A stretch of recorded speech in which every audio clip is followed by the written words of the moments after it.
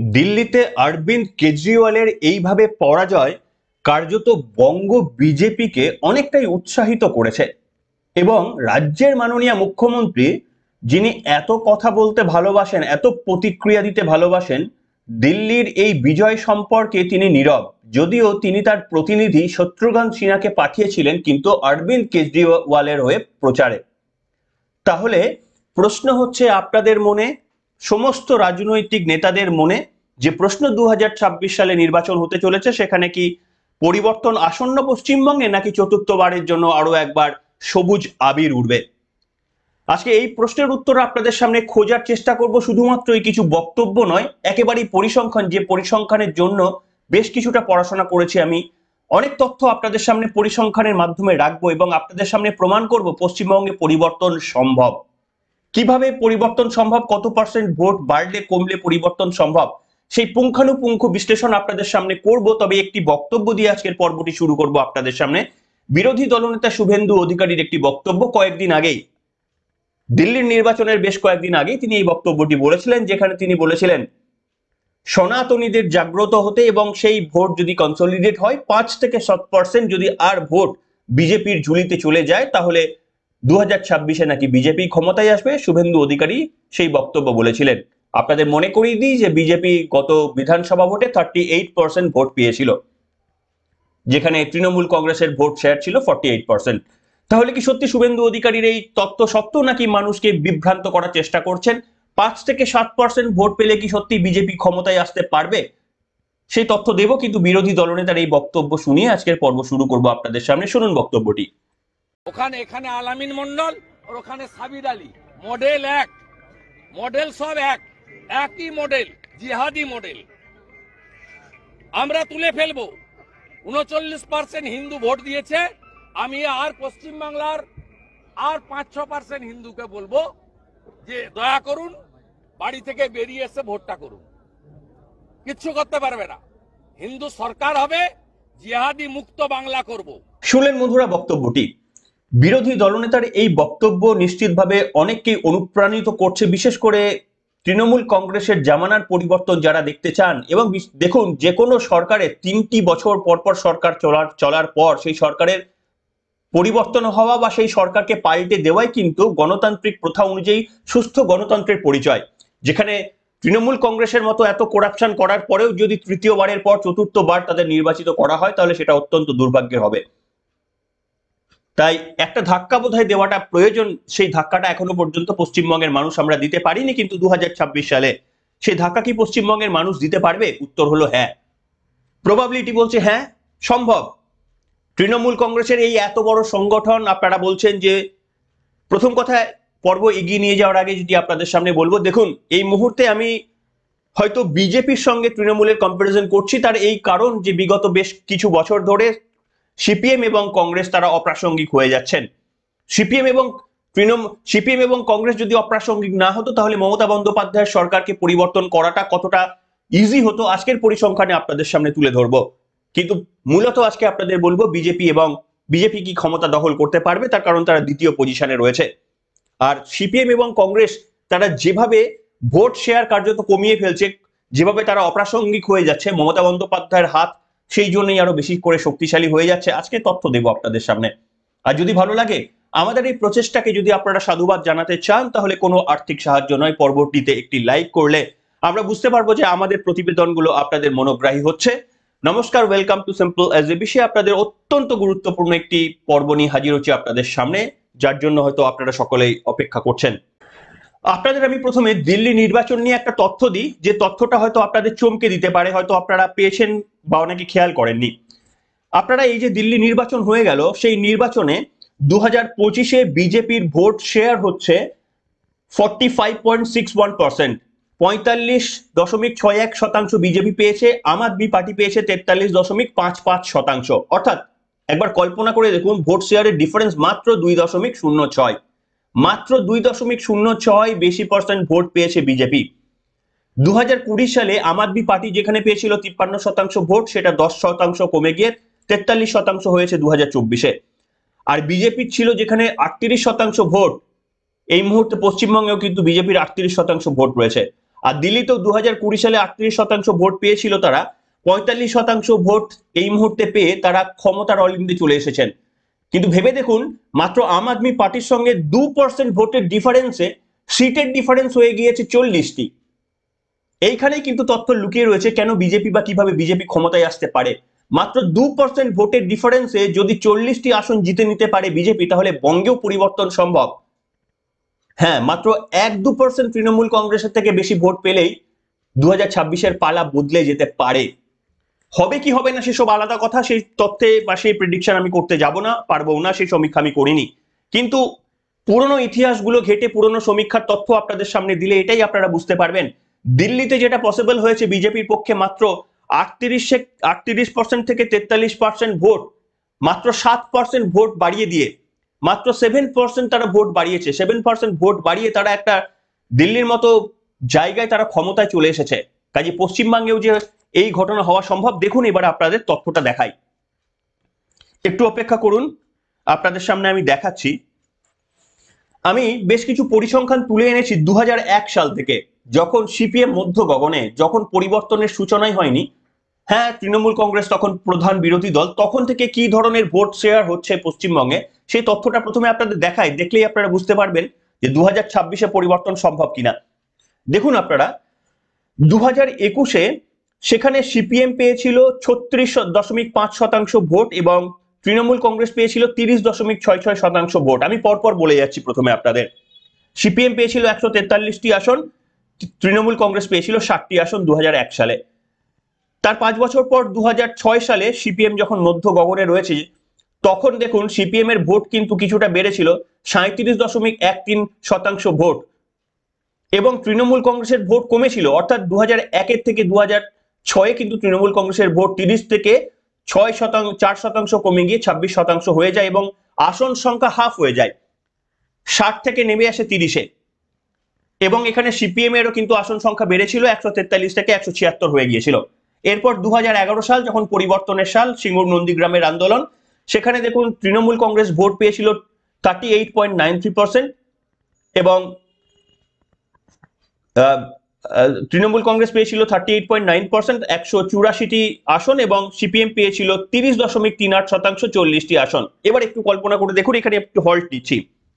38.93 আসন, 93% ভোট পেয়ে তৃণমূল কংগ্রেস 184টি আসন পেয়েছিল।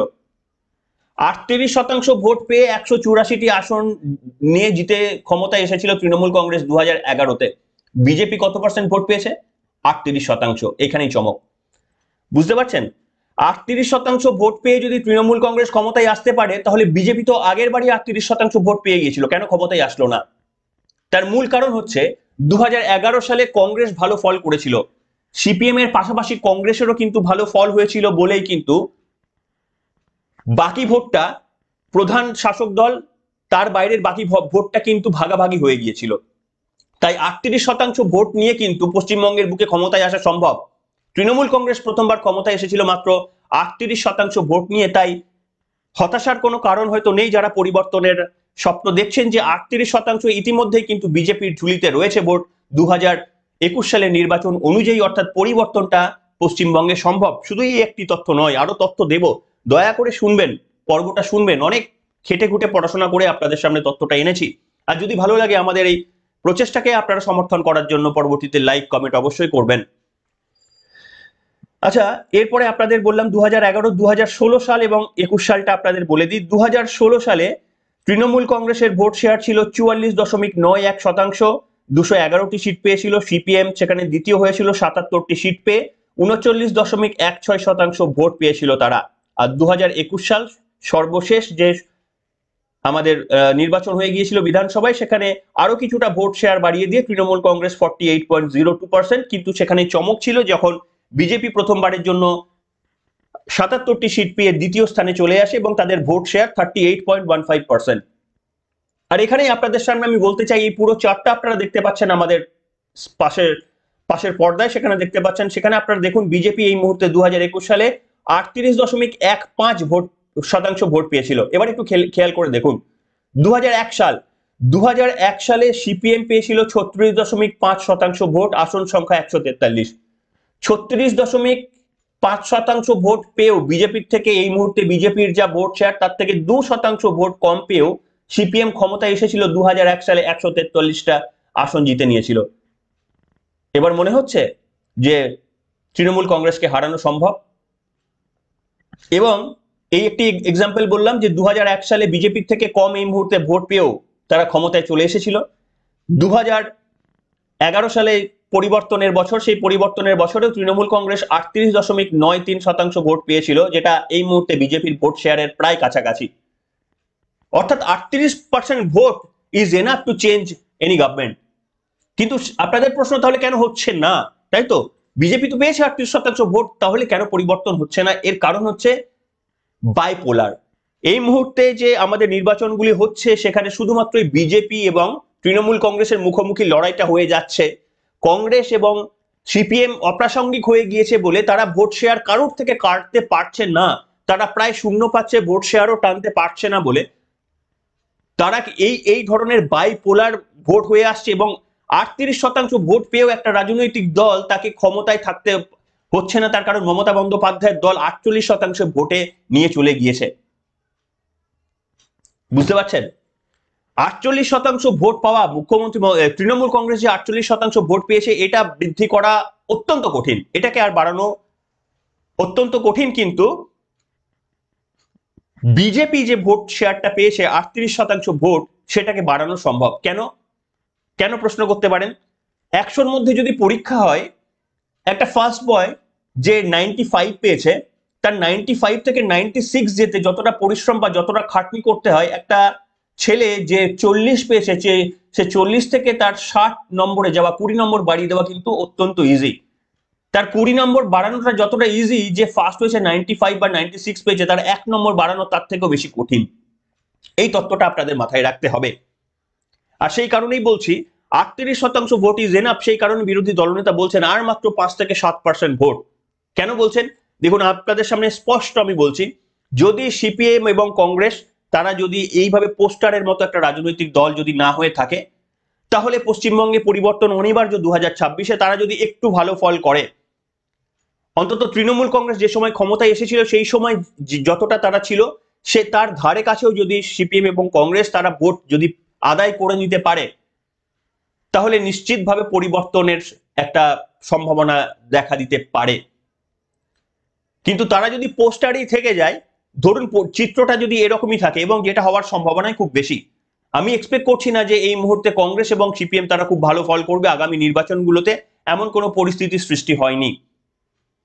তাই যেহেতু পশ্চিমবঙ্গে এই মুহূর্তে বাইপোলারি ভোটটা হচ্ছে, যেহেতু হিন্দু ভোটের কনসলিডেশন বিজেপির দিকে যাচ্ছে, মুসলিম ভোটের কনসলিডেশন তৃণমূল কংগ্রেসের দিকে যাচ্ছে, এই ধরনের একটা বাইপোলার ইস্যুতে যদি এই পরিস্থিতি থাকে, তাহলে কিভাবে বিজেপি ক্ষমতায় আসতে পারে সেটাই এবার আপনাদের সামনে বলবো। আম আদমি পার্টি দিল্লির নির্বাচন ধরে, দিল্লিতে কি হয়েছে, দিল্লিতে মাত্র 2% ভোটের ডিফারেন্স রয়েছে, কিন্তু আসন সংখ্যার মধ্যে 40টা আসন সংখ্যার ডিফারেন্স, যেটা 70-এর মধ্যে একটা বিরাট। 70 যেখানে আসন সংখ্যা, সেখানে 2% ভোটের ব্যবধানে 40টা আসন সংখ্যা বিজেপি বাড়িয়ে নিয়েছে।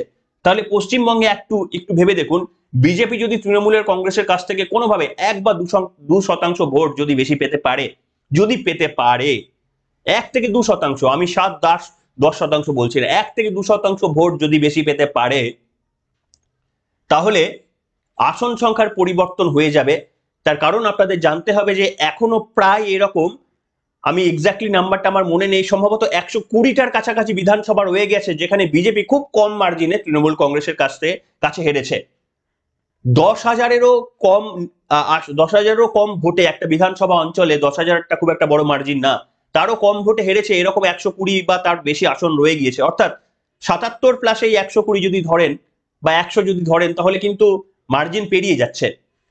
আমি নাম্বারটা এক্স্যাক্টলি মনে নেই, 120 বা ওটা 70-ও হতে পারে, আমার এক্স্যাক্টলি মনে নেই। কিন্তু এই দুটি নাম্বার যদি ক্লাব করা হয়, তাহলে 10,000-এর কম ব্যবধানে তৃণমূল এবং বিজেপির যেগুলো সিটগুলো রয়ে গিয়েছে সেই আসনগুলো যদি বিজেপি কনভার্ট করতে পারে, তাহলে কিন্তু ওই মেকআপটা হয়ে যেতে পারে। তাহলে এবার সর্বশেষের দিকে যে কনক্লুশনের দিকে আমরা এগিয়ে যাব, সেটা যদি আপনারা একটু খেয়াল করে দেখেন, এখন এই মুহূর্তে পজিশন কি হয়ে দাঁড়িয়েছে। 2021-এ কিন্তু তৃণমূল কংগ্রেসের প্রাপ্ত ভোটের সংখ্যা 48%, বিজেপি পেয়েছে 38% ভোট। তাহলে যদি বিজেপিকে 2% ভোট বেশি পেতে হয় তৃণমূল কংগ্রেসের কাছ থেকে, তাহলে কি কি ধরনের সিচুয়েশন হতে পারে? মাত্র 5% ভোট। এবার একটু ভেবে দেখুন যে তৃণমূল কংগ্রেস মাত্র 5% ভোট যদি হারায়, সেই ভোটটা যদি বিজেপির কাছে যায়, মাত্র 5% ভোট, ভেবে দেখুন। 8% 10% আমি বলছি না, মাত্র 5% ভোট তৃণমূল কংগ্রেস যদি হারাতে পারে, তাহলে তৃণমূল কংগ্রেসের ভোটের পার্সেন্টেজ চলে আসবে 43%। আর বিজেপি সেক্ষেত্রে তাদেরও ভোট হয়ে যাবে 43%। মাত্র 5% ভোট যদি এক্সচেঞ্জ হয়ে যায়, ভাবুন 5% ভোট যে কোনো নির্বাচনে এদিক ওদিক হয়ে যায়, যে কোনো নির্বাচনে। দিল্লির বিধানসভায় আপনারা দেখেছেন অরবিন্দ কেজরিওয়ালের দল 10% ভোট হারিয়েছে, 10%। আমি তারও হাফ বলছি, আমি তারও হাফ ধরে নিচ্ছি যে পশ্চিমবঙ্গে তো আম আদমি পার্টির থেকেও আরো বেশি বড় বড় ঘটনা, চুরি দুর্নীতি, এ সমস্ত অনেক অনেক বড় বড় ইস্যু রয়েছে। সেই ইস্যুগুলো যদি বিরোধী দল হিসেবে, প্রধান বিরোধী দল হিসেবে তারা কিছু মানে রিফ্লেক্ট করাতে পারে অ্যাকচুয়ালি, তাহলে মাত্র 5% যদি ব্যবধান হয়, তাহলে তৃণমূল কংগ্রেস এবং বিজেপির ভোট পার্সেন্টেজ সমান হয়ে যাবে। এই সমান হয়ে যাওয়ার পর বুঝতে পারছেন আসন সংখ্যার নিরিখে যে কেউ ক্ষমতায় আসতে পারে। মাত্র 5% ভোট, মাত্র এটাও হতে পারে যে 5% ভোট সমান সমান পেয়েও হয়তো তৃণমূল কংগ্রেস ক্ষমতায় চলে এলো অনেক বেশি সিট নিয়ে। আবার এটাও হতে পারে সমান সমান পার্সেন্টেজ ভোট নিয়ে বিজেপি ক্ষমতায় চলে এলো অনেকগুলো বেশি সিট নিয়ে। সেটা সম্ভব, দিল্লি দেখিয়ে দিয়েছে। 2% ভোটের ব্যবধানে 40টা আসনের ডিফারেন্স হয়ে গিয়েছে। মনে রাখতে হবে পশ্চিমবঙ্গের মতো এতগুলো আসন, মাত্র 70টি আসনের বিধানসভা, সেখানে যদি এমন পরিবর্তন লক্ষ্য করা যায়, তাহলে পশ্চিমবঙ্গে মাত্র 5% ভোটের ভাগ্য ঝুলছে তৃণমূল কংগ্রেসের ওপর, এবং সেই 5%কে কনভার্ট করা কি খুব বেশি শক্ত? তৃণমূল কংগ্রেসের সরকার কি পশ্চিমবঙ্গের সাধারণ মানুষকে কি এতটাই স্যাটিসফাইড করে ফেলেছে যে 5%-এর পরিবর্তন আমরা এক্সপেক্ট করতে পারবো না? এখানে বিজেপির সাংগঠনিক দুর্বলতা রয়েছে, তৃণমূল কংগ্রেসের সাংগঠনিক দক্ষতা রয়েছে। তৃণমূল কংগ্রেসের লক্ষ্মীর ভান্ডারের মতো সমস্ত অফারগুলো রয়েছে, বিজেপি কাছে সেইগুলো নেই। কিন্তু এটা মনে রাখতে হবে অ্যান্টি ইনকামবেন্সিও রয়েছে। তিনবার জিতে আসা একটা দল চতুর্থবার যখন কন্টেস্ট করে, তখন কিন্তু সেই ফাইট অনেক বেশি টাফ হয়ে যায়। তাই যেমন পজিটিভও আছে, তেমনি নেগেটিভও আছে। মমতা বন্দ্যোপাধ্যায়ের অ্যাকসেপ্টেন্স প্রথম বছরে যা ছিল, আজকের দিনে সেই অ্যাকসেপ্টেন্সটা অনেক কমে গিয়েছে। যদি তিনি 2026-এও জিতে যায়, তাহলে 2029-এ সেই অ্যাকসেপ্টেন্সটা খুব স্বাভাবিকভাবেই সেটা কমতে থাকবে, এটাই নর্মাল। তাই তৃণমূল কংগ্রেসের জন্য এই % ভোট টিকিয়ে রাখা যথেষ্ট চ্যালেঞ্জ। তার উপরে এই ধরনের চুরি দুর্নীতি, আরজি করের মতো বিভিন্ন ঘটনা, নারী নির্যাতনের ঘটনাগুলো সামনে রয়েছে, বেকারত্ব, ডিএ না পাওয়া, সবকিছু ইস্যুগুলো, জ্বলন্ত ইস্যুগুলো রয়েছেই। তাই মাত্র 5% ভোট, দিল্লিতে যা ঘটনা ঘটেছে পশ্চিমবঙ্গে এক্স্যাক্টলি সেই ঘটনা ঘটতে পারে, তার থেকে কম এফোর্ট দিয়ে। দিল্লিতে 10% ভোটের ডিফারেন্স হয়েছে, আম আদমি পার্টির 10% ভোট কমেছে, বিজেপির 7% ভোট কমেছে। এতটা যদি হয়, এইটুকুও যদি হয়, তাহলে তো পরিবর্তন হবেই। এর থেকে কম হলেও কিন্তু পরিবর্তন হয়ে যাওয়ার সম্ভাবনা রয়েছে, অন্তত স্ট্যাটিস্টিক্স তাই বলছে। স্ট্যাটিস্টিক্স যে রাজনীতির ময়দানে মিলে যাবে এ কথা আমি বলছি না, কিন্তু আপনাদের আমি বলছি যে মমতা বন্দ্যোপাধ্যায় প্রশাসনের ভাগ্য একটা থ্রেডের মধ্যে ঝুলছে। পরিবর্তন হওয়া সম্ভব, যে কোনো সময় পরিবর্তন হওয়া সম্ভব। আর পরিবর্তন হয়ে যাওয়ার পরই আপনারা বলবেন, অনেকেই বলবে যে বিজেপির সাংগঠনিক দক্ষতা রয়েছে, বিজেপি অনেক সাংগঠনিক দক্ষতা বাড়িয়ে ফেলেছে। আদতে এই নয়। মানুষ গিয়ে রাস্তায় নেমে যদি ভোট দেয়, সঠিকভাবে ভোট দিতে পারে, শান্তিপূর্ণভাবে যদি ভোট দিতে পারে, যে দল জিতবে মনে হবে তার দলের সাংগঠনিক ক্ষমতা বেশি, এবং একবার জিতে গেলে সাংগঠনিক ক্ষমতা বাড়িয়ে তোলা খুব একটা বড় ব্যাপার হবে না। তার কারণ সাধারণ মানুষ চাইবেন সবসময়, পশ্চিমবঙ্গের অন্তত সাধারণ মানুষ চাইবেন যে জয়ী দলের সদস্য হিসেবে থাকতে। কি বলবেন বন্ধুরা? অনেক তথ্য আপনাদের সামনে নিয়ে আসলাম। এই তথ্যগুলো নিয়ে আসলাম এই কারণেই আপনাদের সামনে, যে অন্যান্য ইউটিউবারের চ্যানেলের থেকে যে কিছুটা যদি আপনাদের বেটার প্রেজেন্টেশন আমরা করতে পারি, তাহলেই বোধহয় আপনাদের আস্থা আমরা অর্জন করতে পারবো। তাই যদি আমাদের এই প্রচেষ্টাকে আপনারা এগিয়ে নিয়ে যাওয়ার জন্য উদ্বুদ্ধ করতে চান, তাহলে কিছুই না, কোনো আর্থিক সাহায্য আমরা চাই না। পরবর্তীতে একটি লাইক, একটি কমেন্ট। অনেকেই দেখেন চ্যানেল, আমাদের কাছে সেই তথ্য আসে, যারা দেখেন কিন্তু সাবস্ক্রাইব করেন না বা করতে ভুলে যান, তারা যদি আমাদের চ্যানেলটিকে সাবস্ক্রাইব করে রাখেন, তাহলে এই যে তথ্যগুলো আপনাদের সামনে নিয়ে আসছি, আজকে একটু পার্সোনাল বলেই ফেললাম যে আমি 2-3 ঘন্টা পড়াশোনা করেছি এই পর্বটি নিয়ে আসার আগে। তো সেই পড়াশোনাগুলো, প্রত্যেক দিনের পড়াশোনাগুলো করার একটা, এই বয়সে তো পড়াশোনা নিজের এছাড়াও অনেক কাজ থাকে, কিন্তু এই সমস্ত পড়াশোনা করার তাগিদটা বেশি করে পায় যদি দেখি যে চ্যানেলের যে তথ্যগুলো আপনাদের সামনে দিচ্ছি সেগুলো মনোগ্রাহী হচ্ছে। আপনারা আপনাদের প্রতিক্রিয়া জানাচ্ছেন, আপনারা যখন ভালো বলেন, তখন সেগুলো আমাদের অনুপ্রাণিত করে। আপনারা যদি একটা লাইক করেন তাহলে সেগুলো আমাদের অনুপ্রাণিত করে। তাই প্রত্যেকদিন নিয়ম করে যেমন বলছি তেমন বলতেই থাকবো, তার কারণ এটাই আমাদের পাওনা আপনাদের কাছ থেকে, আপনাদের এনকারেজমেন্ট। যদি আপনারা বেশি করে এনকারেজ করেন, আমরাও তাহলে আপনাদের সামনে কথা দিলাম আরো নতুন নতুন তথ্য, আরো বেশি পড়াশোনা করে, আরো বেশি অ্যানালিসিস করে, রিসার্চ করে আপনাদের সামনে সেই তথ্যগুলো তুলে ধরবো। হ্যাঁ, কোনো ডিফারেন্স আপনারা পাবেন অন্যান্য চ্যানেলগুলোর থেকে, সেই দায়বদ্ধতা আমরা আমাদের মধ্যে রাখলাম। যদি এনিওয়ে, এখনকার মতো এখানে শেষ করলাম। সবাই ভালো থাকবেন। Good bye.